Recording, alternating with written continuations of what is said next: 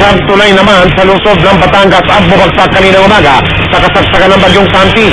Isang pamilyang sakay ng kotse ang kasamang nahulog. Nakatutok si Raul Crisostomo.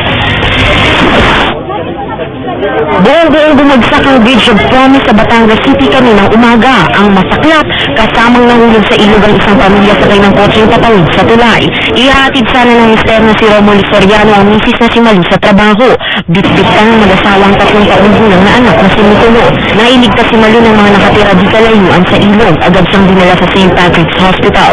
Pero ang mag-ama hanggang ngayon di pa nakikita. Pati ang kotse di pa rin makukuha. Tinigil muna ang rescue operations dahil dumidilim na at delikado para sa mga rescuer.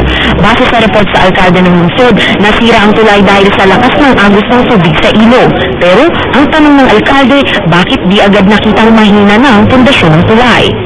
Hawak ng DPWH ang pangangalaga sa mga tulay. Iniimbestigahan pa ang pinakasanhi ng pagbagsak ng Bridge of Promise. Dapat matapos kung hindi. Nahihirapan ng mga estudyante. Doon kasi sa mga daan. Magsasamid ng traffic talaga. Kasi dito, diretso na po sa school. Pagka doon, sa weekend ko po yung bayan sa Pagkakas. Brown, nakasusto mo nakatutok. 24 oras.